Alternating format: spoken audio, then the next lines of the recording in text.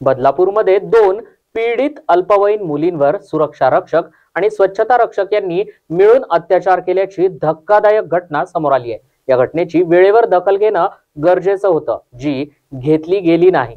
मी स्वतः देखील डीएसपी सोबत बोलले आहे। मुख्यमंत्री, उपमुख्यमंत्री यांनी प्रत्येक शाळेमध्ये सावित्री समिती असणं गरजेचं आहे, अशा अनेक योजनांचा उल्लेख केलेला आहे। अशा केसेस आणि घटना वारंवार घडतायत, त्यामुळं मोठमोठाली माणसं देखील म्हणतायत की मुलं जन्माला आली नसती तर बरं झालं असतं। आपण जर निराशावादी भूमिका घेतली तर मुलींना जगण्यासाठी संघर्ष देखील करता येणार नाही। फाशीची शिक्षा योग्यच आहे। मुख्याध्यापिकेला निलंबित केलेलं आहे आणि तक्रार नोंदवायला 14 तास का लागले याची चौकशी व्हायलाच पाहिजे। कठोरात कठोर शिक्षा ही झालीच पाहिजे। फक्त लोकांनी कायदा हातामध्ये घेऊ नये असं मला वाटतं। शिक्षण विभाग हा पालकांच्या तक्रारींची दखल घेत नाही। सातत्यानं अशा गोष्टींवर कारवाई होणं गरजेचं आहे, असं वक्तव्य विधान परिषदेच्या उपसभापती नीलम गोरे यांनी केलं आहे। बदलापूरमध्ये दोन अल्पवयीन मुलींवरती एका सुरक्षा रक्षक आणखीन स्वच्छता रक्षक यांनी मिळून अत्याचार केल्याचं घटना समोर आलेली आहे आणि पोलिसांकडून जेवढी वेळेवरती दखल घ्यायला पाहिजे होती तेवढी घेतली गेली नाही, अशी तक्रार त्यांची समोर आलेली आहे। मी स्वतः तिथल्या संबंधित DCPशी बोललेली आहे। त्याचबरोबर आपण सर्वांनी पाहिलेलं आहे की माननीय मुख्यमंत्री एकनाथ शिंदे, उपमुख्यमंत्री देवेंद्र फडणवीस आणि शिक्षण मंत्री दीपक केसरकर यांनी फास्ट ट्रॅक कोर्ट, त्याचबरोबर विशेष सरकारी वकील, प्रत्येक शाळांच्यामध्ये सावित्री समिती असणं, अशा प्रकारच्या अनेक उपाययोजनांच्या संदर्भात उल्लेख केलेला आहे। त्यानुसार पावलं उचलली गेली आहेत। पण लोकांचं मुख्यतः म्हणणं असं आहे की तिथल्या तिथे न्याय झाला पाहिजे, तिथल्या तिथे कोर्टचा खटला चालला पाहिजे।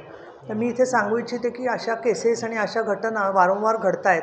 दुर्दैवाने फार मोठमोठी माणसंही म्हणतात की मुली तू जन्मालाच आली नसतीस तर बरं झालं असतं। मुळामध्ये म्हणजे सावित्रीबाई फुल्यांनी जो सगळा संघर्ष केला तो याच प्रवृत्तींच्या विरुद्ध होता। त्याच्याबद्दल जर का आपण निराशावादी भूमिका घेतली तर मुलींना जगण्याचा संघर्षसुद्धा करता येणार नाही। या प्रसंगावरती मात करून लवकरात लवकर, म्हणजे मी असं म्हणेन की चार्जशीट दाखल होऊन फाशीची शिक्षा होणं किंवा जी काही शिक्षा योग्य राहील, पण फाशीची शिक्षाच योग्य आहे। पण कायद्याच्या शेवटी कक्षेमध्ये निर्णय कोर्ट देत असतं, पण लवकरात लवकर शिक्षा। याच्यापूर्वीसुद्धा नव्या मुंबईतल्या एका घटनेमध्ये 2 महिन्यामध्ये फाशीची शिक्षा पोलिसांच्या आणि आमच्या प्रयत्नांनी झालेली आहे। त्याच्यामुळे मला असं वाटतं की साक्षी पुरावे सगळे समोर आले आणि त्या बेबीज बोलतात। छोट्या मुलींना बोलचं करणं एक वेगळी असतं, कौशल्य असतं। त्यामुळे या पालकांच्या आणखीन सगळ्या शिक्षकांच्या आणखीन या सगळ्या प्रश्नांच्यामध्ये मुख्याध्यापिकेला निलंबित केलेलं आहे, पोलीस अधिकारी महिलेला बदली केलेली आहे। पण ती बदली म्हणजे शिक्षा नसते, ती त्यांची ड्यू बदली होती।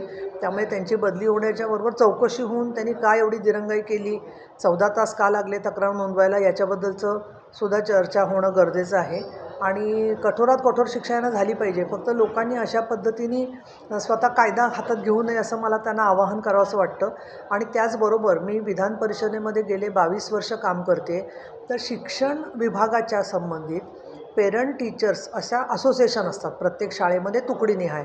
तिथे पालक जे शाळांबद्दल मांडतात, तर ते मांडल्यानंतर शिक्षण संचालक किंवा शिक्षण अधिकारी त्याची फार गांभीर्याने दखल घेत नाहीत, असा त्यांचा ग्रीव्हन्स माझ्यापर्यंतही अनेक वेळेला पोचलेला आहे। मग CCTV 24 तास चालू नसणं, स्वच्छतागृहांच्यामध्ये लाईट नसणं, महिला सेवकांच्या ऐवजी पुरुष सेवक असणं, अशा त्यांच्या ज्या तक्रारी असतात त्याची दखल जर का पालकांच्या तक्रारीची शिक्षण विभागाने घेतली आणि पोलिसांनी सुद्धा ती दखल घेतली जाते की नाही हे दर 3 महिन्यांनी निगराणी केली तर आपोआपच या असे प्रकार घडणार नाहीत असं मला वाटतं। आणि म्हणून मी असं म्हणेन की केवळ एक मोठा कायदा करणं पुरेसं नाही आहे, तर सातत्याने देखरेख करणाऱ्या यंत्रणेमध्ये समाजाचा आणि पालकांचा सहभाग जर का असला तर त्यामध्ये आपल्याला अधिक चांगला न्याय मिळू शकेल असं मला वाटतं।